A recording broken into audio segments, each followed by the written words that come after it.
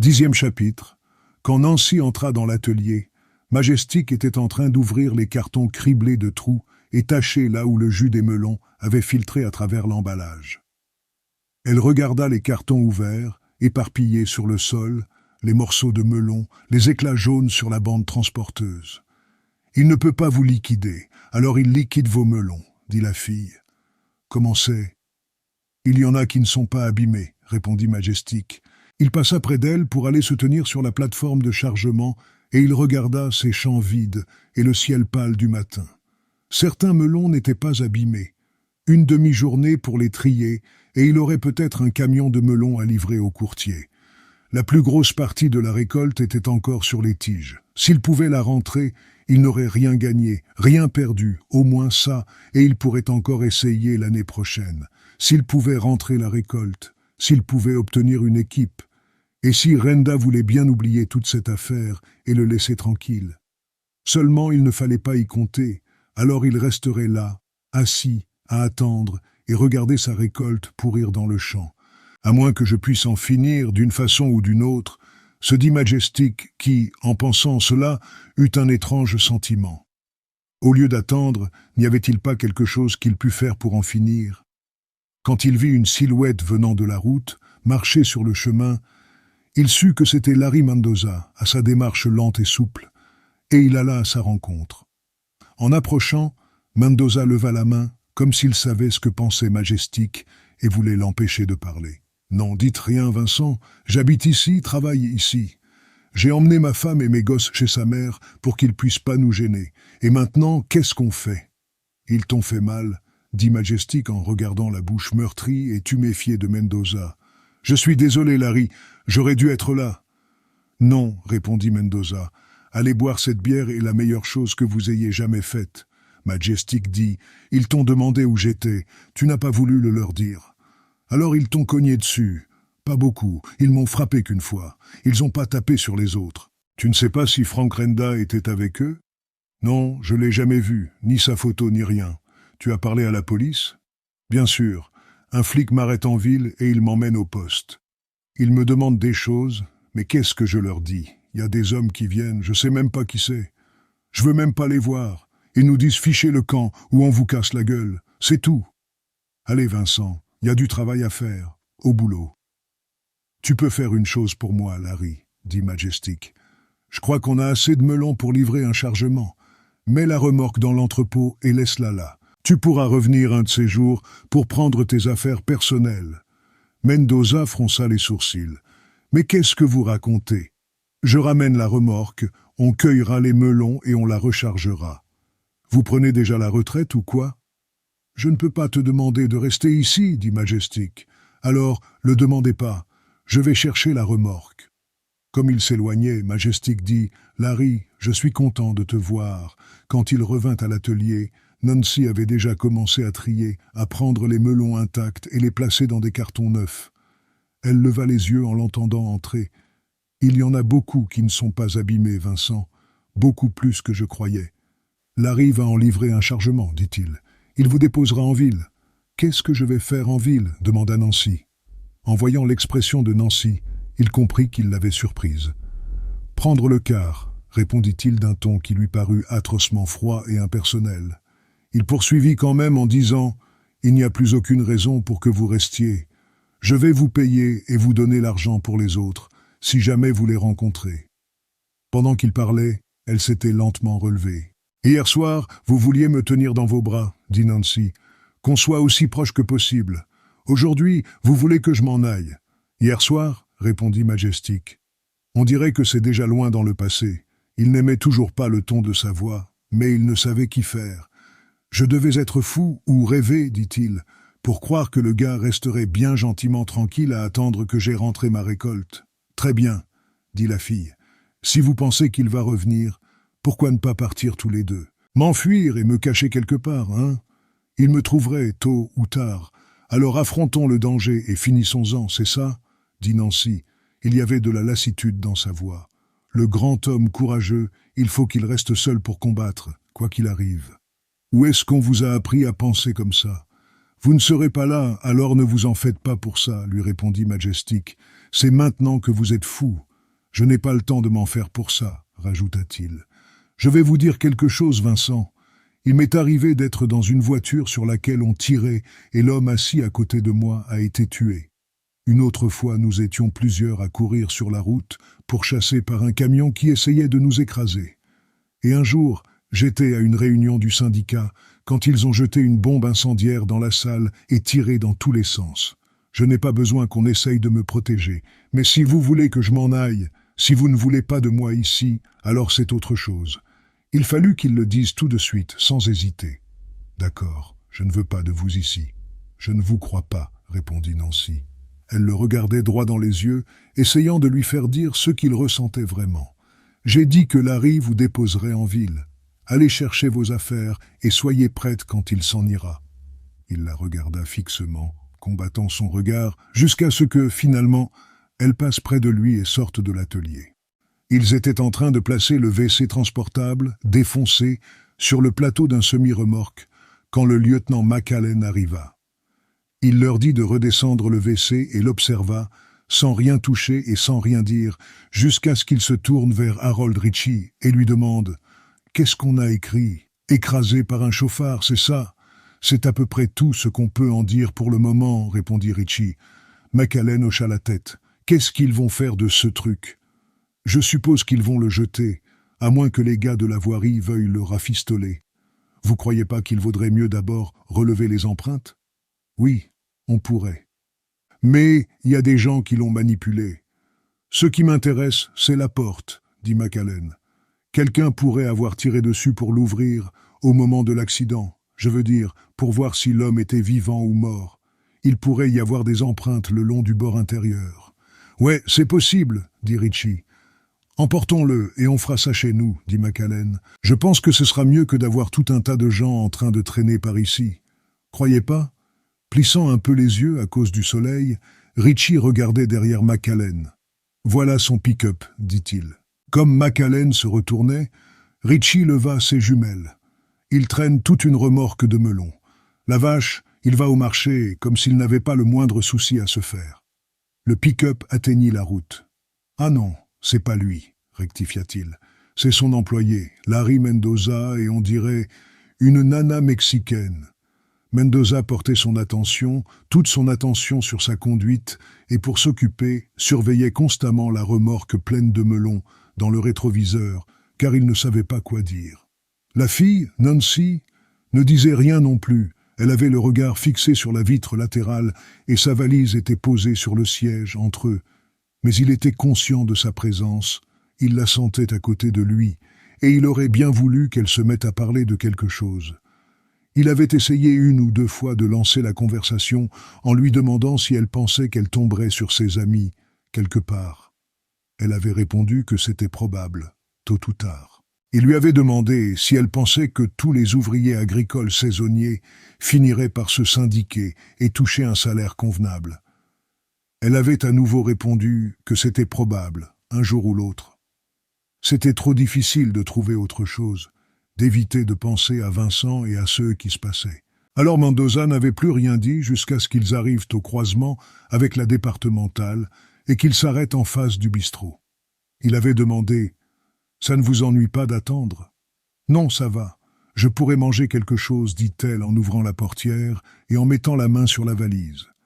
C'est ça, prenez une bière, quelque chose à manger.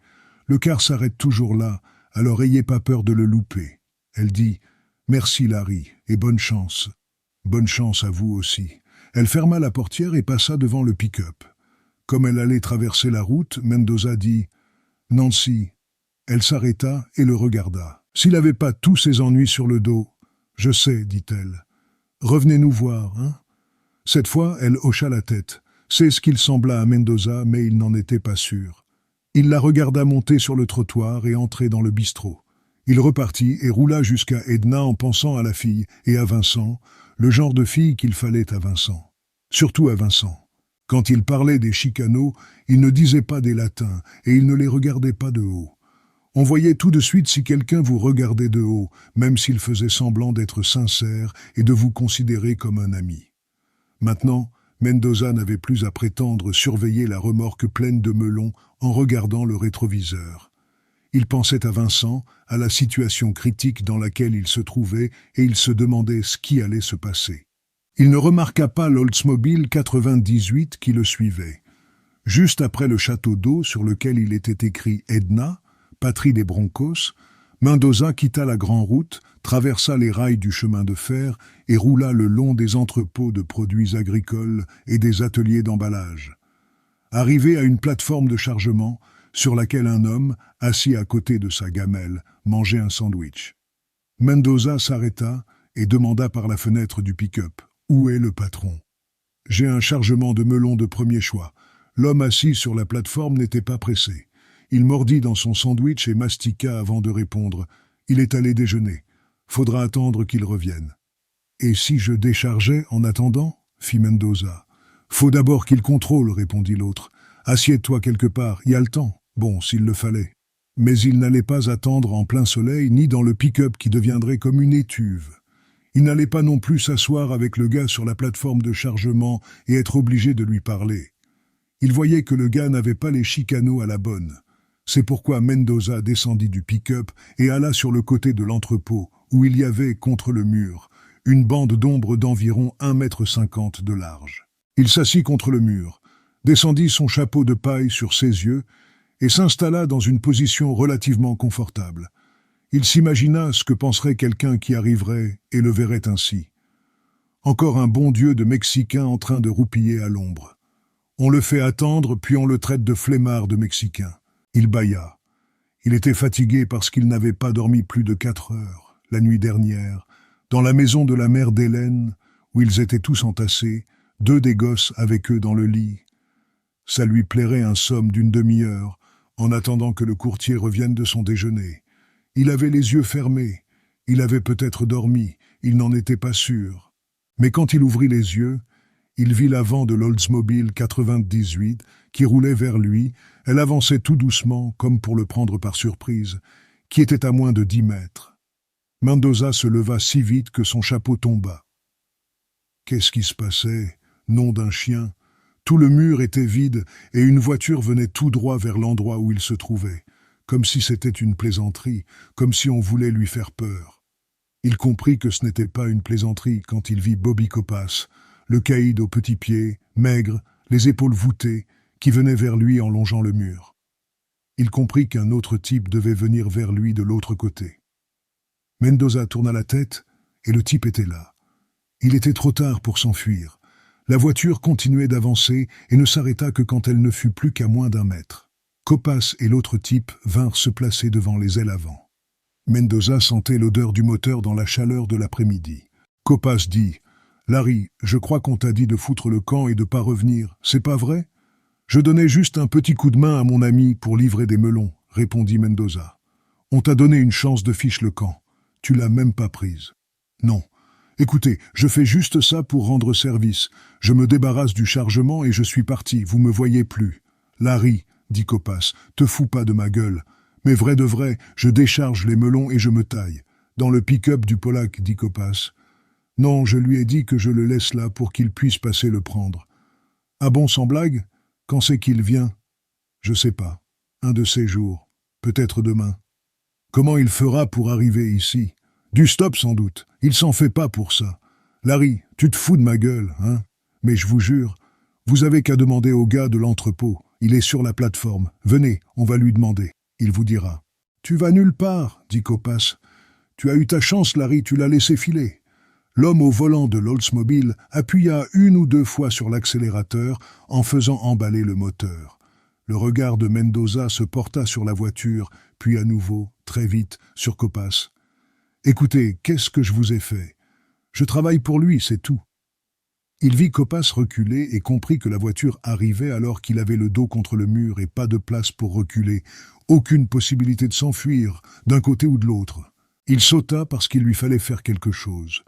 Il sauta en essayant de lever les jambes, mais la voiture fonça sur lui attrapa les jambes avec le pare-choc et l'aplatit contre le mur, l'y maintint tandis qu'il hurlait et s'affalait sur le capot, puis sur le sol, quand le conducteur fit brusquement marche arrière. Il se rappela avoir pensé, sa dernière pensée tandis qu'il se crispait et fermait très fort les yeux, que maintenant les roues allaient lui passer dessus. L'hôpital d'Edna avait un service d'urgence avec une salle de 18 lits, mais c'était plutôt un hôpital de jour et il avait plutôt l'air d'une école primaire contemporaine, en briques jaunes. Pendant près d'un an, Majestic avait cru que c'était une école. C'était la première fois qu'il entrait dans cet hôpital où la voiture de patrouille qui était passée le chercher chez lui l'avait déposé, feu bleu clignotant, à l'entrée des urgences devant laquelle attendait une ambulance et une autre voiture de patrouille.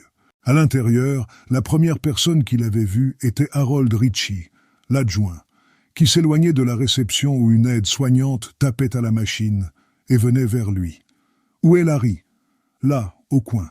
Je vais vous montrer. » Qu'est-ce qu'ils lui ont fait? Le gars de l'entrepôt, il n'y avait qu'un seul gars près de l'entrepôt où ça s'est passé, n'a rien vu. Pas même la voiture. Mais qu'est-ce qu'ils lui ont fait?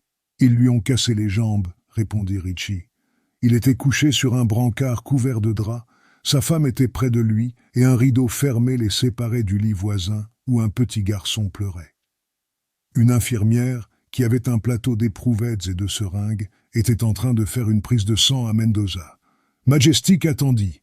Quand Hélène le vit, elle s'approcha de lui. Majestic la prit dans ses bras.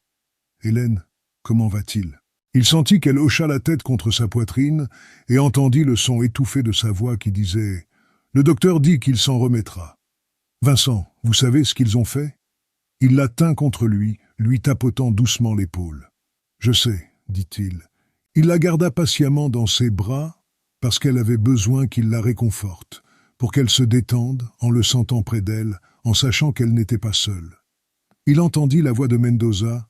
« Vincent ?» Il s'approcha du lit. « Larry, oh mon Dieu, je suis désolé. Vincent, j'ai laissé les melons là-bas. Ne t'en fais pas pour les melons. C'est ce que j'allais vous dire. Rester en vie est plus important que des melons. Vous saviez ça ?» Il semblait à moitié endormi. Il avait du mal à garder les yeux ouverts. Majestic se pencha vers lui. « Larry, qui étaient ces gens? Tu les connais? Je crois que c'est la même voiture qu'hier soir, les mêmes gens. Et votre ami Bobby Copas, il était là. Ils plaisantent pas, Vincent. Ils me font ça à vous, ils vous tueront. » Mendoza retint son souffle et son visage se crispa, puis il le relâcha doucement avant de se détendre. « Bon Dieu, quand la douleur revient... J'ai jamais eu si mal. Tu veux que j'appelle l'infirmière? » « Non, on m'a donné quelque chose.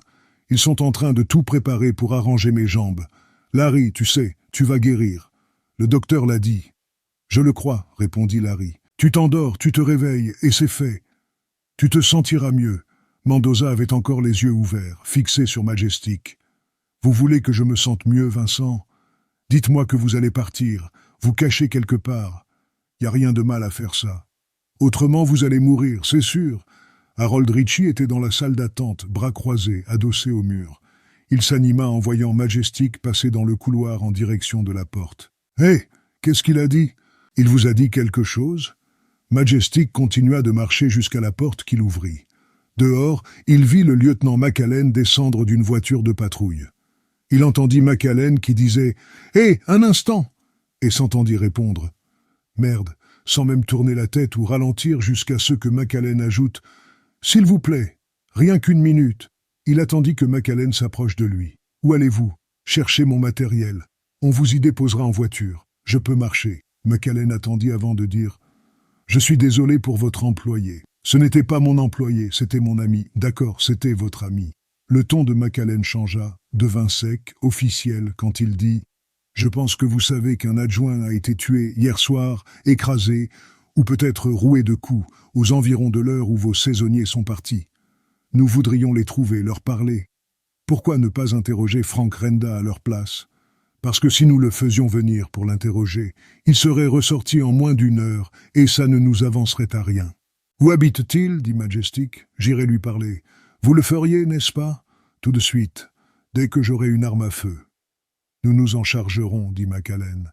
La police de Phoenix surveille ses 2 logements, sa maison et son appartement. Pour le moment, il n'est allé ni dans l'une ni dans l'autre. Majestic le dévisagea. « Vous voulez dire que vous ne savez pas où il est? Bon Dieu, j'étais assis à côté de lui hier soir. 2 de vos adjoints aussi. Il fallait qu'il reste avec vous, dit McAllen. Ils ont prévenu le poste de radio, mais quand la voiture est arrivée, Renda était déjà partie. Nous savons que quelqu'un lui a prêté une maison, probablement dans la montagne. Mais nous ne savons pas encore qui la lui a prêtée et où elle se trouve. Vous ne savez pas grand-chose, hein? Je sais que j'ai un mandat d'arrêt qui porte votre nom et que je peux vous remettre en prison si vous en avez assez. Ou bien, je peux rester assis chez moi et devenir complètement fauché. Pourquoi vous arrêteriez pas tout simplement de vous mêler de tout ça pendant quelque temps? Vous savez ce qui va se passer si nous nous retirons. Majestic hocha la tête, comme s'il était en train d'y réfléchir. Bon, voyons ça. Jusqu'à présent, ils ont chassé mon équipe, criblé de balles une semaine de récolte de melons et cassé les jambes de mon ami. Alors je vous en prie, ne me parlez pas de conneries de protection par la police. Éloignez vos as et leurs projecteurs de ma propriété, et peut-être qu'on pourra en finir avec cette affaire et que je pourrai me remettre au boulot. McAllen attendit en observant Majestic comme pour essayer de lire dans ses pensées, de le comprendre, avant de dire « Vous vous en faites toujours pour vos melons, vous ne les ferez pas cueillir si vous êtes mort. Et si je suis mort, ça n'aura plus d'importance, pas vrai? Si vous voulez jouer votre vie contre une récolte de melons. » McAllen s'interrompit à nouveau. « D'accord, débrouillez-vous tout seul. »« C'est ce que je fais, » dit Majestic, « depuis le début. » En le regardant partir dans l'allée en direction de la Grand-Rue, McAllen pensait. Il pensait « Cet homme a l'air simple, mais il ne l'est pas. Il est facile de se tromper sur son compte. Il sait ce qu'il veut. Il n'a pas peur de prendre des risques. Et qui sait s'il n'est pas déjà en train de préparer quelque chose à quoi tu n'as pas pensé? Monsieur Majestic, songea-t-il, j'aimerais vous connaître mieux. » Richie, qui avait attendu à l'écart, s'avança alors et demanda « On se taille ?» « On va le lui faire croire, dit McAllen, et on verra ce qui se passe. »